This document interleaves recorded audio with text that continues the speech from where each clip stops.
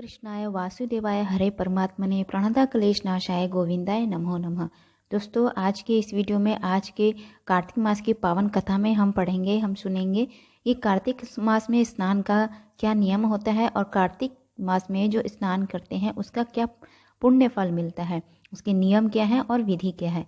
तो राजा पृथ्वी बोले, हे नारद जी, आपने कार्तिक मास में स्नान का फल कहा, अब अन्य मासों में विधि पूर्वक स्नान करने की विधि, नियम और अध्यापन की विधि भी बतलाइए।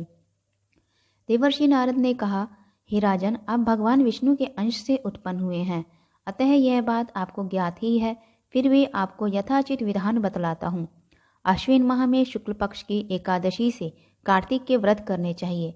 ब्रह्म मुहूर्त में उठकर जल का पात्र लेकर गांव से बाहर पूर्व या उत्तर दिशा में जाना चाहिए। उसके बाद जो मनुष्य मुख शुद्धि नहीं करता उसे किसी भी मंत्र का फल प्राप्त नहीं होता, अतः दांत और जीभ को पूर्ण रूप से शुद्ध करना चाहिए और निम्नलिखित मंत्र का उच्चारण करते हुए दातुन तोड़नी चाहिए। हे वनस्पतय, आप मुझे आयु, कीर्ति, तेज, प्रज्ञा, पशु, संपत्ति, महाज्ञान, बुद्धि और विद्या प्रदान करो। इस प्रकार उच्चारण करके वृक्ष से 12 अंगुल के दातुन ले। दूध वाले वृक्षों से दातुन नहीं लेनी चाहिए। इसी प्रकार कपास, कांटेदार वृक्ष तथा जले हुए वृक्ष से भी दातुन लेना मना है। जिससे उत्तम गंध आती हो और जिसकी टहनी कोमल हो, ऐसे वृक्ष से दंत धावन ग्रहण करना चाहिए। प्रतिपदा, अमावस, नवमी, छठी, रविवार को चंद्र तथा सूर्य ग्रहण में दातुन नहीं करना चाहिए। तत्पश्चात भली भांति स्नान करने के बाद फूलमाला, चंदन और पान आदि पूजा की सामग्री लेकर प्रसन्नचित्त व भक्तिपूर्वक शिवालय में जाकर सभी देवी देवताओं की अर्घ्य, आचमनीय आदि वस्तुओं से पृथक पृथक पूजा करके प्रार्थना एवं प्रणाम करना चाहिए। फिर भक्तों के स्वर में स्वर मिलाकर श्री हरि का कीर्तन करना चाहिए। मंदिर में जो गायक भगवान श्री हरि का कीर्तन करने आए हैं उनको माला, चंदन, तांबुल आदि से पूजन करना चाहिए, क्योंकि देवालयों में भगवान श्री विष्णु को अपनी तपस्या, योग और दान द्वारा प्रसन्न करते थे, परंतु कलयुग में भगवत गुणगान को ही भगवान श्री हरि को प्रसन्न करने का एकमात्र साधन माना गया है।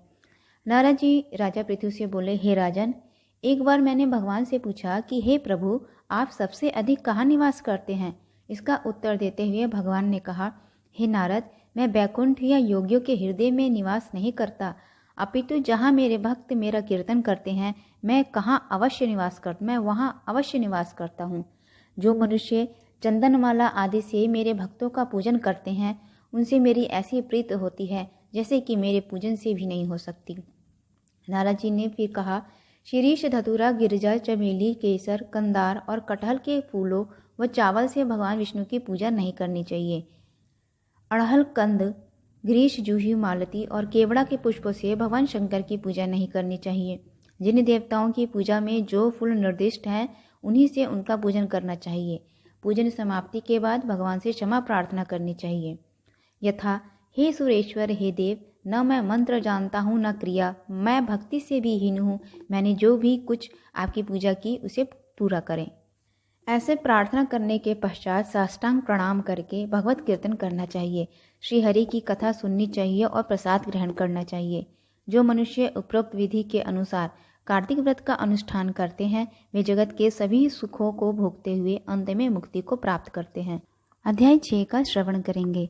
मंगलकारी श्री हरि का सच्चा नाम ध्याऊं, कार्तिक मास महात्म्य का 6ठा अध्याय बनाऊं। नारद जी ने कहा, हे राजन, कार्तिक मास में व्रत करने वालों के नियमों को मैं संक्षेप में बतलाता हूँ, उसे आप सुनिए। व्रती को सब प्रकार के अमिष, मांस, उड़द, राई, खटाई तथा नशीली वस्तुओं का त्याग कर देना चाहिए। व्रती को दूसरे का अन्न ग्रहण नहीं करना चाहिए, किसी से द्वेष नहीं करना चाहिए और तीर्थ के अतिरिक्त अन्य को यात्रा नहीं करनी चाहिए। देवता, वेद, ब्राह्मण, गाय, व्रती, नारी, राजा तथा गुरुजनों की निंदा भी नहीं करनी चाहिए। व्रती को दाल, तिल, पकवान व दान किया हुआ भोजन ग्रहण नहीं करना चाहिए। किसी की चुगली या निंदा नहीं करनी चाहिए। किसी भी जीव का मांस नहीं छूना चाहिए। पान, कत्था, चूना, नींबू, मसूर, बासी तथा जूठे अन्न का भी प्रयोग नहीं करना चाहिए। गाय, बकरी तथा भैंस के अतिरिक्त अन्य किसी पशु का दूध नहीं पीना चाहिए। कांसे के पात्र में रखा हुआ पंचगव्य, बहुत छोटे घड़े का पानी तथा केवल अपने लिए ही पका हुआ अन्न प्रयोग करना चाहिए। कार्तिक माह का व्रत करने वाले मनुष्य को सदैव ब्रह्मचर्य का पालन करना चाहिए। उसे धरती पर सोना चाहिए और दिन के चौथे पहर में केवल एक बार पत्तल में भोजन करना चाहिए। व्रती कार्तिक माह में केवल नरक चतुर्दशी, जिसे छोटी दिवाली भी कहा जाता है, इस दिन ही शरीर में तेल लगा सकता है। कार्तिक माह में व्रत करने वाले मनुष्य को सिंगाड़ा, प्याज, मट्ठा, गाजर, मूली, काशी फल, लौकी, तरबूज इन वस्तुओं का प्रयोग बिल्कुल नहीं करना चाहिए। रजस्वला, चांडाल, पापी, मलिच्छ, पतित, व्रतहीन, ब्राह्मण द्रोही और नास्तिकों से बातचीत नहीं करनी चाहिए। भगवान विष्णु को प्रसन्न करने के लिए अपनी शक्ति के अनुसार चंद्रायण आदि का व्रत करना चाहिए। उपयुक्त नियमों का पालन करना चाहिए।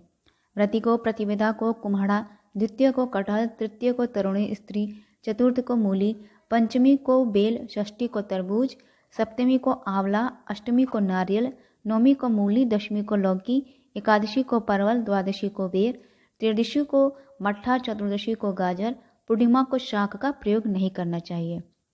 रविवार को आंवला का प्रयोग नहीं करना चाहिए। कार्तिक माह में व्रत करने वाला मनुष्य यदि शाकों में से किसी शाक का सेवन करना चाहे तो पहले ब्राह्मण को देखकर ग्रहण करें। यही विधान माघ माह के व्रत के लिए भी है। देवोत्थान एकादशी में पहले कही गई विधि के अनुसार नृत्य, जागरण, गायन, वादन आदि करना चाहिए। इसको विधि पूर्वक करने वाले मनुष्य को देखकर यमदूत ऐसे भाग जाते हैं जैसे सिंह की गर्जना से हाथी भाग जाते हैं। कार्तिक माह का व्रत सभी व्रतों में श्रेष्ठ है। इसके अतिरिक्त जितने भी व्रत यज्ञ हैं वह 1000 की संख्या में किए जाने पर भी इसकी तुलना नहीं कर सकते, क्योंकि यज्ञ करने वाले मनुष्य को सीधा वैकुंठ की प्राप्ति होती है। जिस प्रकार राजा की रक्षा उसके अंगरक्षक करते हैं, उसी प्रकार कार्तिक माह का व्रत करने वाले की रक्षा भगवान श्री हरिविष्णु की आज्ञा से इंद्र आदि देवता करते हैं। व्रती मनुष्य जहाँ कहीं भी रहते हैं वहीं पर उसकी पूजा होती है, उसका यश फैलता है। उसके निवास स्थान पर भूत पिशाच आदि कोई भी नहीं रह पाते। विधि पूर्वक कार्तिक माह का व्रत करने वाले मनुष्य को पुण्य का वर्णन करने में ब्रह्मा जी भी असमर्थ हैं।